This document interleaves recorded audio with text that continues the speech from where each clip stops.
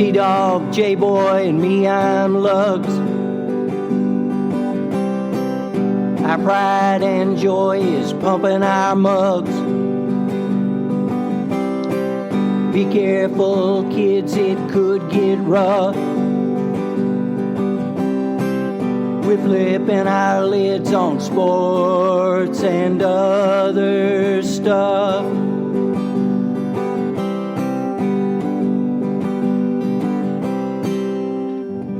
Welcome to Sport Weasel Central. I'm Lugs. I'm J-Boy. And I'm T-Dog. College football, the Bayou Bengals battle Bama and bring it. And you heard that here first. And we wish Penn State a pleasant journey. NFL Week 10. Saints are stunned. And no Mahomes run for the Chiefs.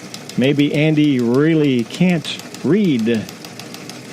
Whoa. And this was the sound in Baton Rouge as LSU fans petitioned the NCAA to give T-Dog's boy, yes, that man, Joe Burrow, 4 more years of eligibility. And Loves, you called this victory. Yes, we are the Sport Weasels. First, fast and accurate. Gentlemen, let's get started.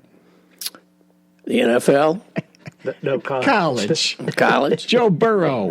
Okay. Bengals. Bama.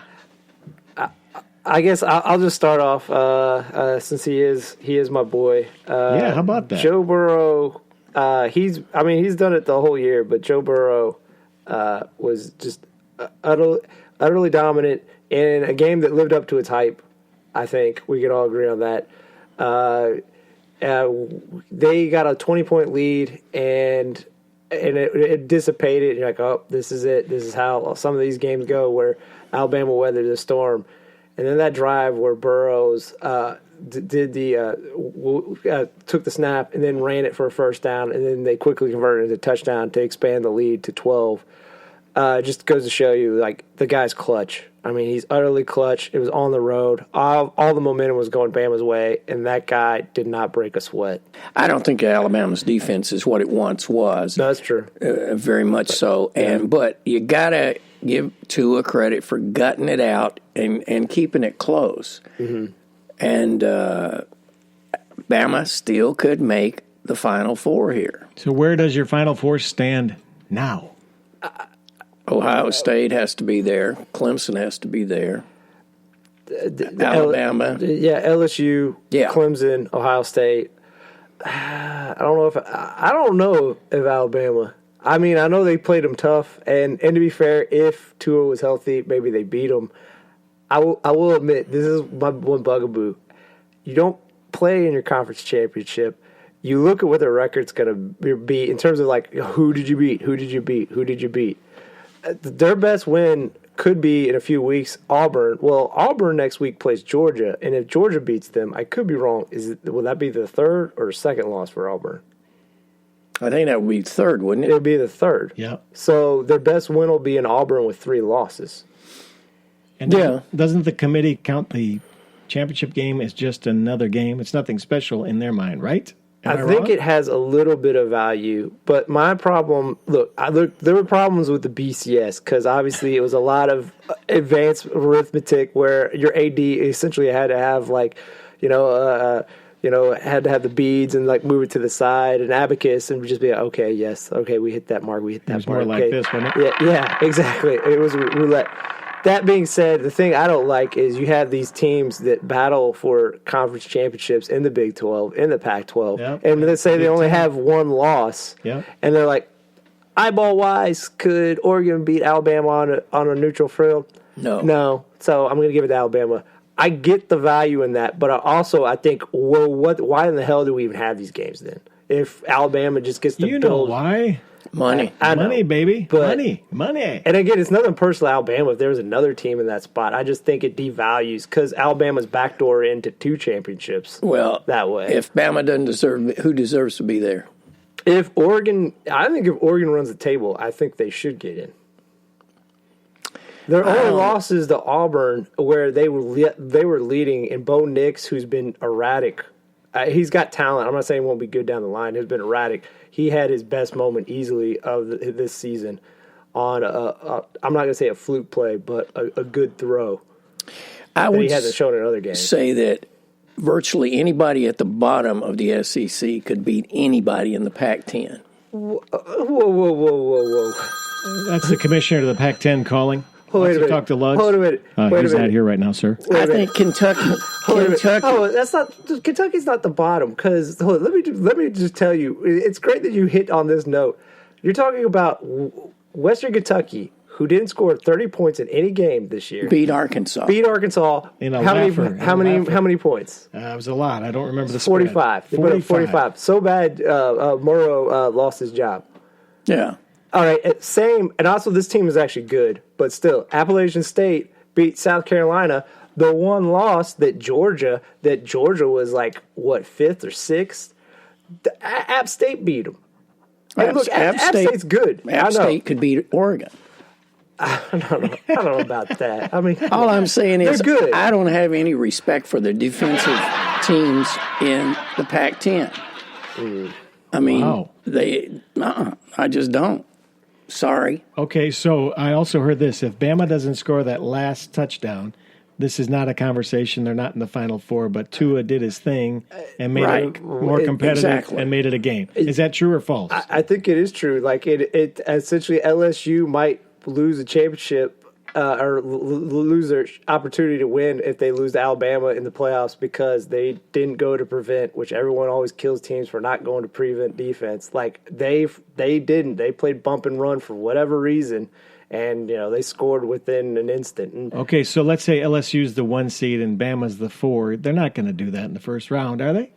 No, I think they would find a way to. But Bama's coming in at 4 right now, right? They have to come in at 4. Right. So what do you do? Ohio State better than LSU?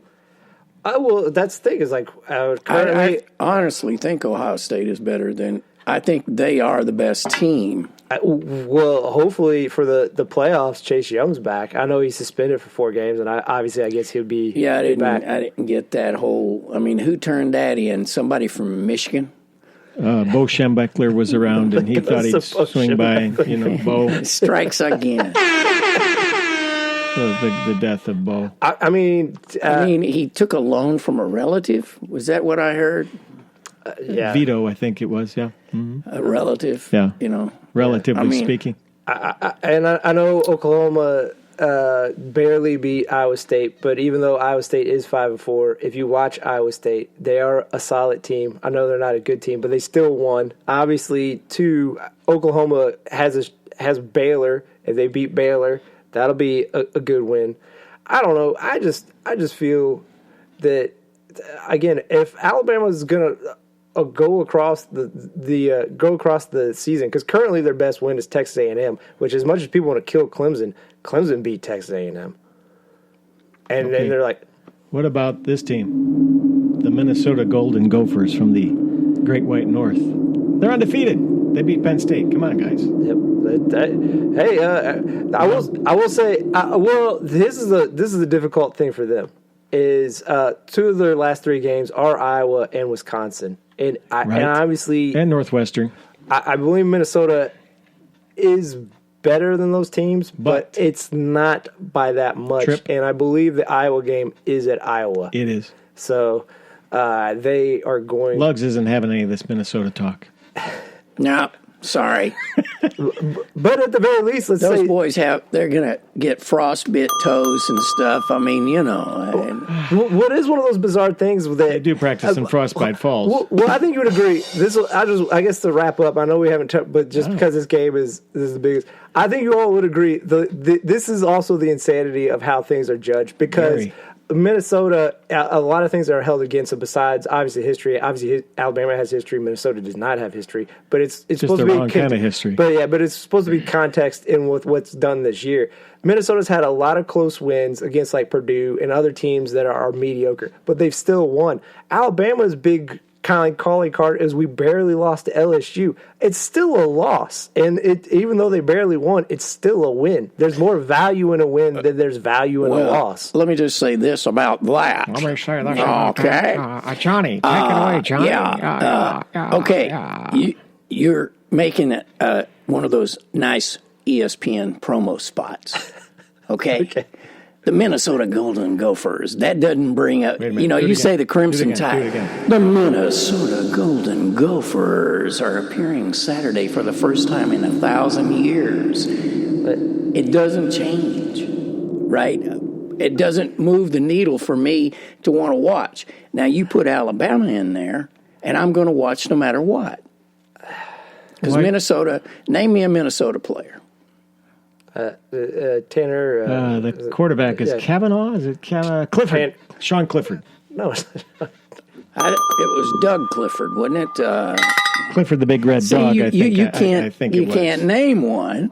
So they've got nobody that's on anybody's radar. I take that Antoine Winfield Jr. There you go. There you go. Okay. I think he had multiple picks in that game.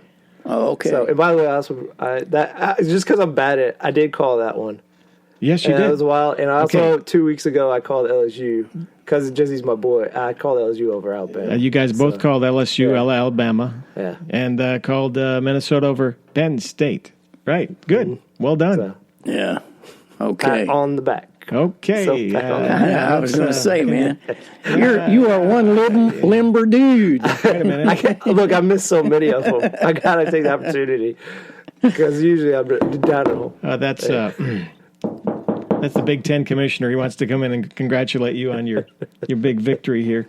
So congratulations to everybody on making their choices they thought they made. And now let's go to NFL. The National Football League. Somebody explain to me. Go for it.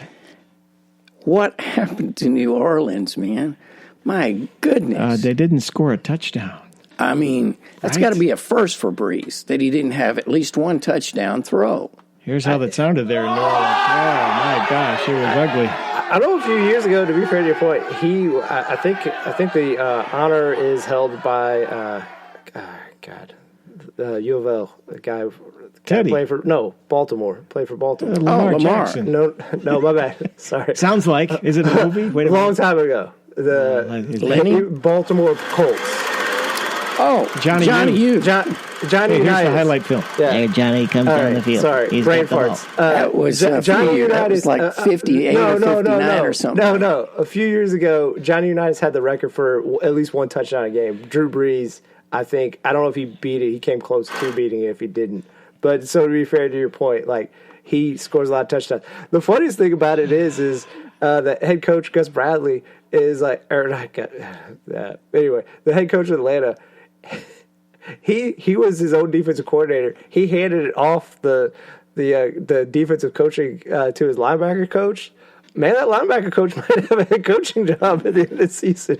What he did to New Orleans. Well, if I'm not mistaken, it's the first time they've not scored a touchdown since Breeze has been there, which is like 37 years. 06. Yeah. 06 was his first year. Crazy. Yeah. Yeah. And he never really could get comfortable in the pocket. Normally, they protect him. I mean, So, who are they? Which team are they? I don't know. I think they just went into that game and just said, we're going for this.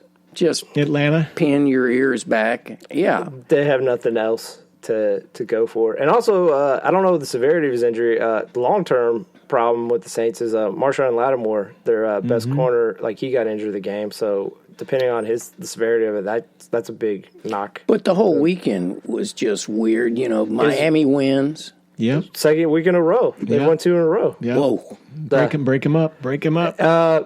Pittsburgh with Mason Rudolph, who I don't think he's allowed to throw a pass beyond 5 yards. He and Gardner Minshew, Mason Rudolph, I think I have a law firm in the offseason. Well, the Pittsburgh thing. I'm pretty sure about that.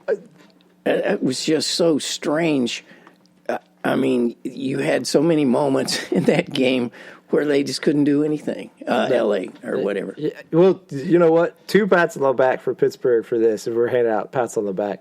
Pats on the back to the trade, which I thought was, that at the first time, I thought was ridiculous, just because they need a quarterback long-term down the road, and there's a few good ones that they could have got, considering if their record was bad. They trade for Minkah Fitzpatrick. Minkah Fitzpatrick is getting a turnover at least, if not multiple ones, each week. He's helping win games by himself almost. And also Mike Tomlin, I believe they started off like 0-3. He just saved his job. They started off 0-3, and